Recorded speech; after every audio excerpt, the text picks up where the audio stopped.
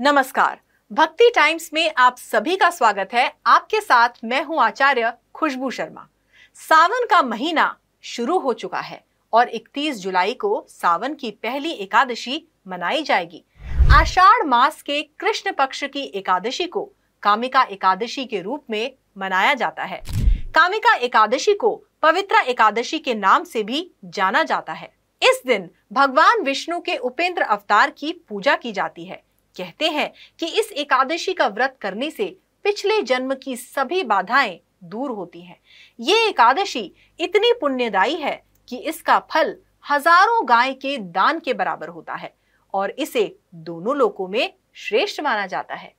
हिंदू पंचांग के अनुसार सावन महीने के कृष्ण पक्ष की एकादशी तिथि 30 जुलाई को संध्या काल 4:44 पर शुरू होगी और अगले दिन यानी कि 31 जुलाई को संध्या काल 3:55 पर समाप्त होगी। सनातन धर्म में व्रत त्योहार के लिए सूर्योदय के बाद से तिथि की गणना की जाती है।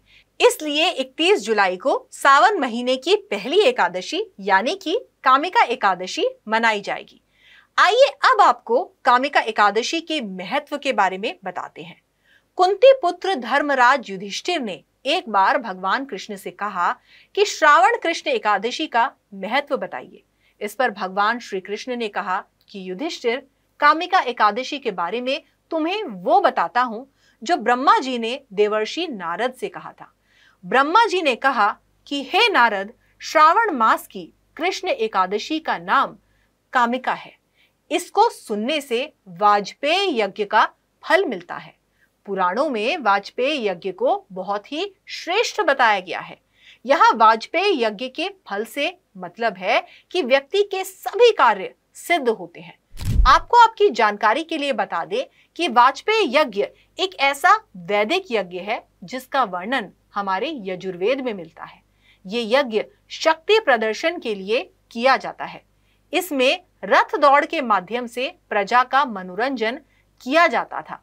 रथ दौड़ में राजा का रथ सबसे आगे होता था। इस यज्ञ को वैदिक काल का ओलंपिक भी कहा जाता है। कहते हैं कि कामिका एकादशी के व्रत के प्रभाव से साधक कभी भी कुयोनि को प्राप्त नहीं होता और सिर्फ इस एकादशी के उपवास से ही उसको मोक्ष की प्राप्ति होती है। ब्रह्म हत्या के पाप से भी छुटकारा मिलता है। आपको आपकी जानकारी के लिए बता दें कि यहाँ ब्रह्म हत्या से तात्पर्य है ब्राह्मण की हत्या, यानी जिसे ब्रह्म का ज्ञान हो उसकी हत्या। हिंदू मान्यता के अनुसार ब्रह्म हत्या 5 महापापों में से एक है, जिसके लगने पर व्यक्ति के पूरे कुल का नाश हो जाता है और उसे जीवन में तमाम यहाँ पर आपको एक बहुत ही दिलचस्प किस्सा सुनाते हैं। हिंदू मान्यता के अनुसार लंकापति रावण का वध करने के कारण भगवान राम को भी ब्रह्म हत्या का दोष लगा था, क्योंकि रावण ब्राह्मण कुल से था। मान्यता है कि भगवान राम के द्वारा रावण का वध किए जाने के कारण उस समय ब्राह्मण वर्ग में इस बात को लेकर कहीं ना कहीं बहुत ज्यादा रोष था। पौराणिक मान्यता के अनुसार जब भगवान राम लंका विजय के बाद प्रयागराज पहुंचे और उन्होंने भारद्वाज मुनि के दर्शन के लिए अपना संदेश भेजा, तो उन्होंने उन पर ब्रह्म हत्या का दोष लगे होने के कारण उनसे मिलने से मना कर दिया। कामिका एकादशी पर विष्णु जी की पूजा के बाद कथा जरूर पढ़नी चाहिए। अगर आप ना पढ़ पाए तो सुन अवश्य लें, तभी ये व्रत पूरा माना जाता है।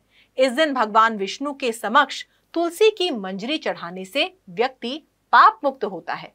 लेकिन इस बात का ख्याल रखें कि एकादशी के दिन तुलसी को हाथ नहीं लगाना चाहिए, इसलिए आप इसे पहले ही तोड़कर रख लें।